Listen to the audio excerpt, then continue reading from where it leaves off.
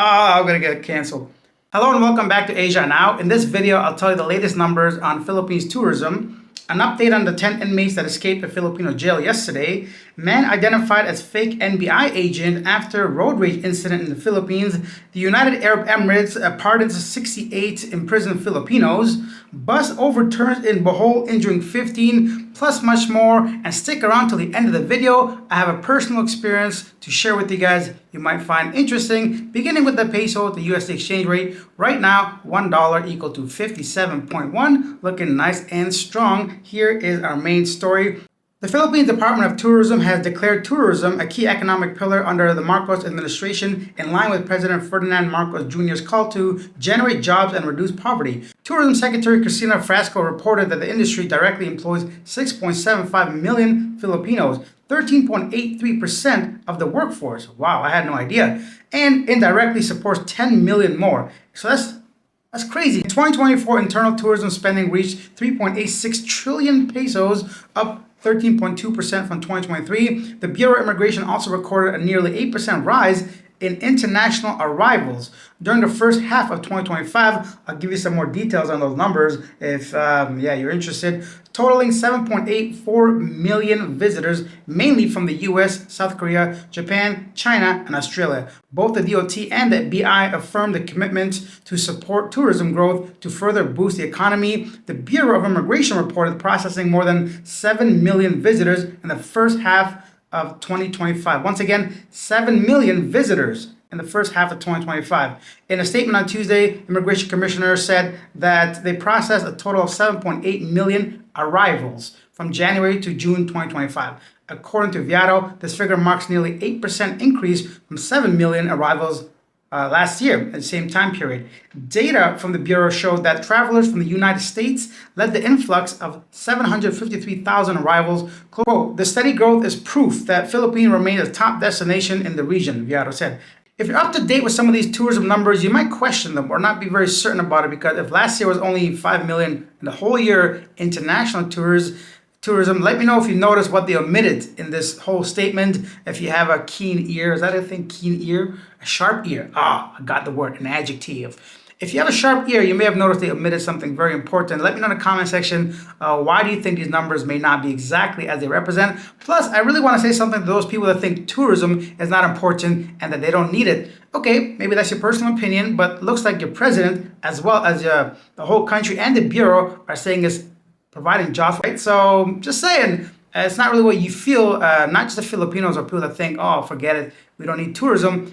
According to themselves and data, it's really impacting the economy in the country. But I'm very curious to see if you guys, once again, notice what was omitted in those statements. And then an update on the 10 escaped inmates. The ninth of the 10 inmates who escaped the Batangas Provincial Jail had been caught, with one more fugitive still at large.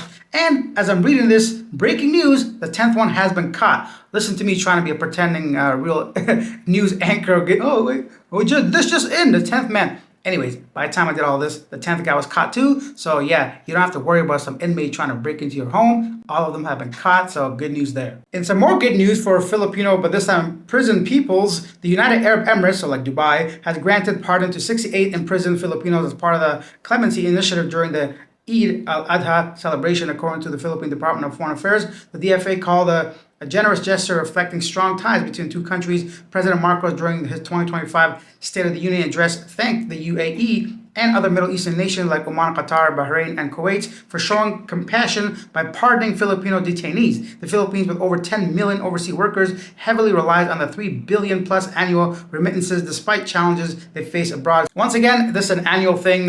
Some of these UAE and other Muslim countries or Arab countries go ahead and release a bunch of, or they pardon a whole ton of Filipinos. Someone that didn't get a pardon is a man identified as J.R. Cabana, who posed as an NBI, National Bureau of Investigation agent during a road rage incident in Quezon City or Quezon Province, was arrested by the NBI. Cabana, also known by alias Paul John Jimmy John Jimenez, was caught after a viral complaint aired on Senator Rafi Tulfo's TV program, where a motorcycle rider accused him of ramming his SUV into him and flashing a fake NBI badge. Authorities discovered Cabana had a standing warrant for syndicated estafa. He now faces additional charges And there, so once again, fake ID. Actually, Rafi Tofo is always doing a bunch of things. A very popular man. I actually made a video about him helping a foreigner, a Dutchman, on living abroad. If you guys haven't seen that one, check it out because I think there's some important information if you plan on coming to the Philippines and some things to avoid so you're not ending up on the streets. And then several current and former Cebu Hall officials have been dismissed from service and face criminal charges over a 239 million peso garbage collection scam in which a contractor allegedly overbilled the city by charging 1,800 pesos per ton for waste hauled using city-owned trucks, despite the dump site rate being only 600 pesos, so 3 times more they charged a ton. The Office of the Ombudsman found them administratively liable for gross neglect of duty. Just gonna take a break from reading there and just tell you, yeah, basically the scam works as bill 3 times the actual price, and a bunch of people being caught up in this whole scam. I want to say caught up, a part of it. And then very quickly, the Department of Foreign Affairs in the Philippines, Undersecretary Eduardo de Vega, confirmed on Monday, July 28th, that a Filipino was sentenced to 18 years in prison in Ireland for smuggling the illegal, illicit substances. Did you know in some Chinese cities, there's a service that sounds almost too clever to be real? If you're stuck in gridlock and absolutely need to get somewhere quickly, say a meeting or a flight or pick up your child or your girl or your side chick or whatever, you can call this jam busing service. Here's how it works. 2 people arrive on a motorbike, one of them hops off, gets into your car and carefully takes over driving duties, inching their way through traffic for you. Meanwhile, you hop onto the back of the motorbike with the other person who then zips and zigzags through traffic and gets you to your destination in a fraction of the time. It's such a smart working... I heard about this like years ago. It's pretty cool that this is still being talked about. Yeah, I think it's a genius idea. Let me know if you would actually use that kind of service and under what kind of circumstance. Yeah, I think the flight might be one of the only things I probably would want to use that service. Everything else I could probably call in and say, look, man, I'm going to be late. Traffic is crazy. And that is why you got to give yourself ample time before you get somewhere. But then again, there was like the longest traffic jam in history, 11 days in China. I'm pretty sure these guys were like completely booked and sold out. Staying on the road, at least 15 passengers were injured after a public utility bus lost control and overturned in Bilar town, Bohol, on Tuesday morning, July 29th. The Southern Star bus was en route from Carmen to Tagbilaran City when the accident happened around 8:40 a.m. Yeah, I hope they're all safe. And this brings me to my story today. So if you guys can tell, obviously I'm in a new place from the last place. So not only did I leave that city, I left that country, and now I'm in an undisclosed location. So this is what happened to me. I was going to take a flight, and somebody said it's only a 4-hour ride, so no need to take the flight. I looked online. Most people said, okay, go ahead and take a bus or van or taxi. I get myself to the bus station, and I need to look for people calling out. They basically offer you taxi rides for a little bit higher, but you don't have to sit in a big bus. And they said that the big buses are not air conditioned, plus like it's more like a private ride. So I'm like, okay, let's go ahead and do this. So I talked to the man. First of all, he tells me $50. Pretty good deal, but I know exactly how much it costs. People said it's about $10. I'm like, nah, buddy, I'm gonna give you 10. He's like, nah, way too little. Give me like 30. I'm like, buddy, I know how much it says. He's like, all right. So we settled on $14, basically. I get in the van. On my way to the van, none of us, by the way, speak English. I mean, I speak English. He don't speak English, and I can't speak his language.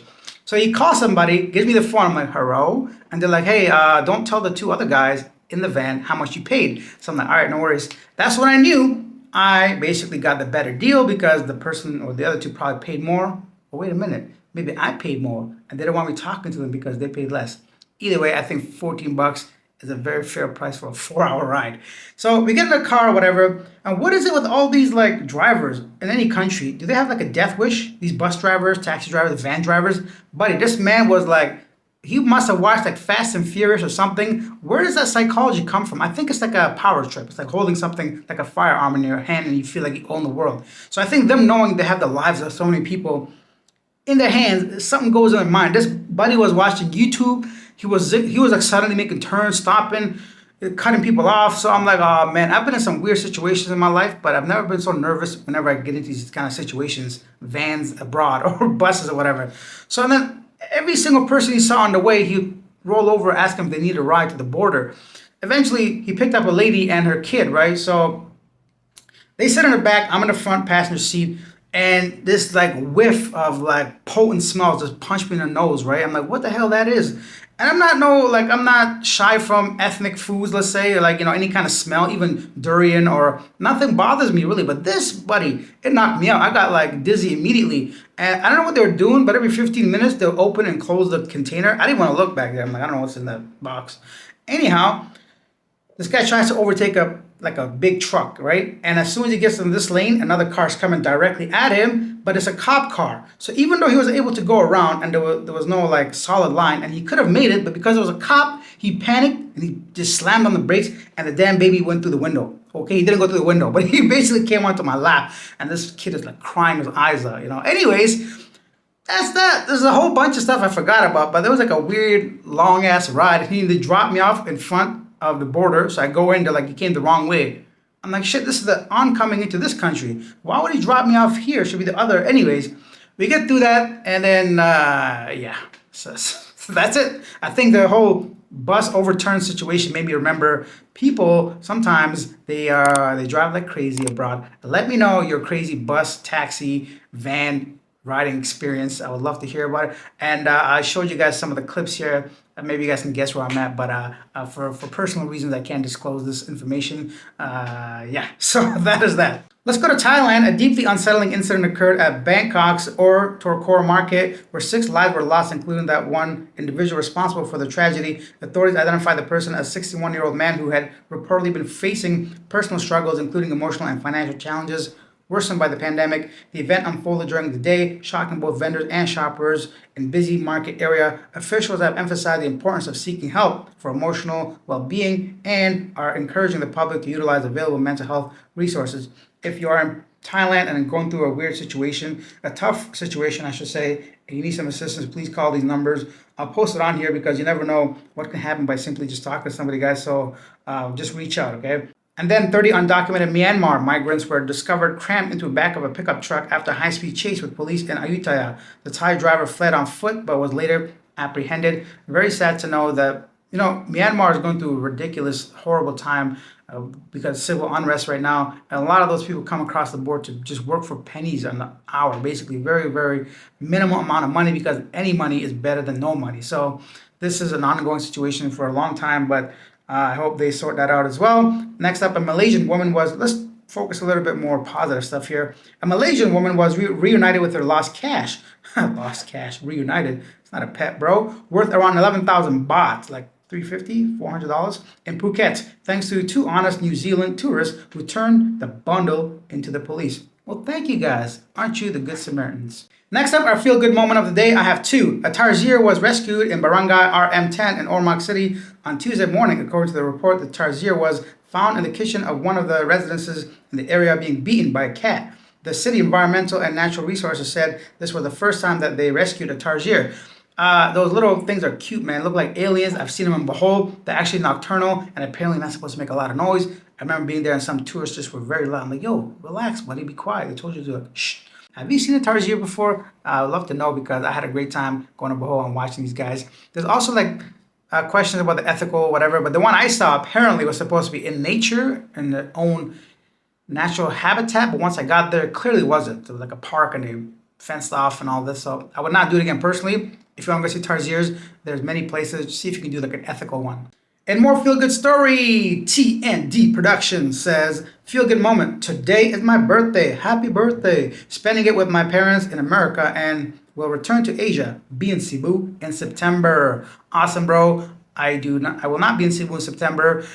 Enjoy your time in Cebu, and thank you for sharing your feel-good moment. If you guys want to go ahead and share your feel-good moments, leave them in the comment section, whether it's about the Philippines, your personal life, anything you want to talk about. I'll be more than happy to share some more positive news on this channel. And now it's time for our segment Yesterday Today, where I read some of the most popular comments regarding our previous video. Sinful says, the greatest of all time of billiards is Efren Reyes.